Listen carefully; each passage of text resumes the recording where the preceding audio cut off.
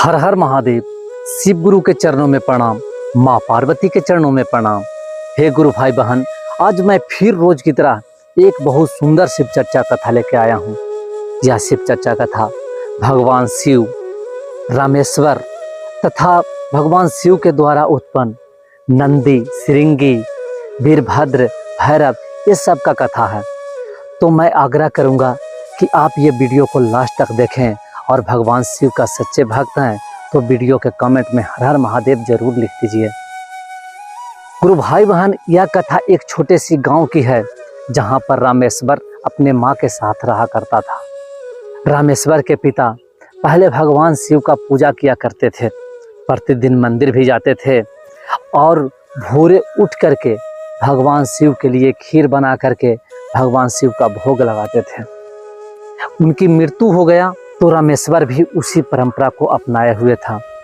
भगवान शिव के लिए प्रतिदिन भोर में उठ करके वह खीर बनाता और स्नान ध्यान कर करके भगवान शिव का भोग लगाता। ऐसे ही एक दिन वह भोर में ही बना रहा था, वह खीर का भोग भी लगा रहा था। उस समय उसकी माँ उठी, बोली कि बेटा कितना सवेरे तुम उठ जाते हो, मुझे तो पता ही नहीं चलता है कि कब रामेश्वर उठ करके भगवान शिव के लिए खीर बना लेता है। और देखो ना, एका तुम भोग लगा रहा है तब मेरा नींद टूटा है। रामेश्वर बोला कि माँ, हमें ऐसा लगता है कि भगवान शिव हमारे खीर का इंतजार करते रहते हैं, इसीलिए मुझे भोर में ही नींद टूट जाता है और मैं भगवान शिव के लिए खीर बना करके उनका भोग लगाता हूँ। मुझे उम्मीद है कि भगवान शिव बहुत दिल से हमारे भोजन को ग्रहण करते होंगे। रामेश्वर की माँ बोली कि हाँ बेटा, कोई भी दिल से भगवान शिव का पूजा पाठ करता है, उनका भोग लगाता है तो भगवान शिव का ध्यान हमेशा उनके ऊपर रहता है। उधर भगवान शिव और माँ पार्वती दोनों बैठ करके ये सब देख रहे थे। रामेश्वर जो भी भोग लगाया था वह भगवान शिव खा रहे थे। भगवान शिव बोले कि देखो पार्वती, कितना अच्छा रामेश्वर है, प्रतिदिन भोर में उठकर मेरे लिए खीर बनाता है और खीर का भोग लगाता है और मैं भी इंतजार करते रहता हूँ, उसका स्वाद ही कुछ अलग रहता है। माँ पार्वती बोली कि हाँ स्वामी, मुझे भी दीजिए खाने के लिए। भगवान शिव और माँ पार्वती दोनों मिलकर के वहाँ ये रामेश्वर के द्वारा चढ़ाया गया खीर को खा रहे थे। इधर रामेश्वर अपने माँ को भी वो जो प्रसाद के रूप में बचा था खीर, वो अपनी माँ को भी खिलाया और अपने भी खा रहा था। प्रतिदिन इसी तरह से चल रहा था। एक दिन वैसे ही भगवान शिव प्रसाद खा रहे थे रामेश्वर के द्वारा चढ़ाया हुआ। उधर से नंदी, श्रृंगी, वीरभद्र और भैरव, ये चारों मिल करके बहुत दिल से भगवान शिव के लिए भांग, धतूरा, दूध, इस सब का मिश्रण कर करके भगवान शिव को भोग लगाने के लिए लेकर के आया। भगवान शिव उस समय तो खीर खा रहे थे। नंदी बोले कि हे प्रभु, ये हम लोग के द्वारा लाया हुआ भांग धतूरा का ये भोग है, आप ग्रहण कीजिए। भगवान शिव बोले कि हे नंदी, अभी मैं रामेश्वर के द्वारा चढ़ाया हुआ खीर का भोग लगा रहा हूँ, उसे अभी साइड में रख दो, बाद में उसे भी खा लूँगा। नंदी बोले कि ठीक है। वह उधर रखने के लिए गया।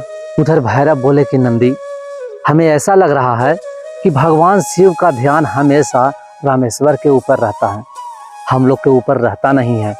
नंदी बोला कि नहीं नहीं, ऐसा बात नहीं है, भगवान शिव हम लोग से भी प्रेम करते हैं। वहाँ पर वीरभद्र बोला कि नहीं नहीं, हमें ऐसा लग रहा है कि सबसे ज़्यादा प्रेम वो रामेश्वर से करते हैं। देखो ना, उसका द्वारा चढ़ाया हुआ भोजन वो कर रहे हैं और हमारे द्वारा जो लेके गए उसे साइड में रखवा दिए। उस समय नंदी बोला कि हाँ ऐसा भी तो है, लग तो रहा है ऐसा ही। उसके बाद चारों प्लान बनाए कि हम लोग के द्वारा कुछ ऐसा किया जाए कि भगवान शिव का ध्यान रामेश्वर के ऊपर कम और हम लोग के ऊपर ज़्यादा रहे। ये चारों प्लान बना करके और चारों अपना रूप बदल लिए और बनाया रूप किस चीज़ का? साधु का। चारों चल गए रामेश्वर के घर। वहाँ पर रामेश्वर नहीं था, रामेश्वर बाजार में कुछ सामान खरीद रहा था, भगवान शिव के भोग लगाने के लिए चावल वगैरह भी खरीद रहा था। ये चारों वहीं पर पहुँच गए दुकान में और बोले कि रामेश्वर इधर आओ। रामेश्वर इन चारों को देख करके चौंक गया। उसे लगा कि ये कौन है जो मेरा नाम भी जानते हैं। वहाँ पर नंदी बताया कि देखो रामेश्वर, मैं तुम्हें अच्छी तरह से जानता हूँ, शायद तुम मुझे नहीं जानते होगे, क्योंकि मैं भगवान शिव का दूत हूँ और तुम भगवान शिव का बहुत बड़ा शिष्य है। रामेश्वर हाथ जोड़ करके चारों को प्रणाम किया, बोला बोलिए प्रभु क्या आज्ञा है मेरे लिए। ये नंदी बोला कि देखो भगवान शिव हमें इसलिए भेजे हैं कि तुम भगवान शिव का बहुत बड़ा शिष्य है और प्रतिदिन भोग लगाता है खीर का। भगवान शिव एक ही खीर बार बार खा खा करके उनका मन धीरे धीरे भर गया है। तुम ऐसा करो कि अब रोज रोज भोग ना लगा करके 8 दिन पर भगवान शिव का भोग लगाना। ऐसा नहीं है कि भगवान शिव को किसी प्रकार की दिक्कत है, लेकिन तू 8 दिन पर भोग लगाना तो 8 दिन पर भगवान शिव थोड़ा सा अच्छा से और दिल से खाएंगे। ऐसे भी तो खाते ही हैं और प्रेम से खाएंगे, इसीलिए भगवान शिव हमें भेजे हैं। रामेश्वर बोला कि ठीक है प्रभु, जैसी भगवान शिव की आज्ञा है हम वैसे ही करेंगे। उस दिन से रामेश्वर 8 दिन पर भोजन बनाने लगा और भोग लगाने लगा। भगवान शिव और माँ पार्वती वह रोज की तरह इंतजार में थे कि रामेश्वर कब भोग लगाता है। रामेश्वर तो भोग लगाया ही नहीं, अगला दिन भी नहीं लगा, यानी कि 8 दिन पर जब भोग लगाया फिर वह ध्यान दिए कि अरे परंपरा बना लिया 8 दिन पर, आखिर बात क्या है। भगवान शिव आंख बंद करके और वो देखे कि आखिर क्या हुआ है रामेश्वर के साथ में जो 8 दिन पर भोग लगा रहा है। उन्हें पता चला कि ये चारों जा करके मुझे है जो उल्टा सीधा सिखा दिया है। भगवान शिव चारों को बुलाए, नंदी श्रृंगी ये सब चारों थे, उस सबको बुलाए, बोले कि तुम्हें हिम्मत कैसे हुआ मेरे भक्त को उल्टा सीधा सिखाने का। वहां पर नंदी हाथ जोड़कर माफी मांगा कि हे प्रभु हम लोग से गलती हो गया है, हमें लग रहा था कि आप रामेश्वर के ऊपर ज़्यादा ध्यान दे रहे हैं और हम लोग को आप भूलते जा रहे हैं, इसीलिए हम लोग ने ऐसा किया।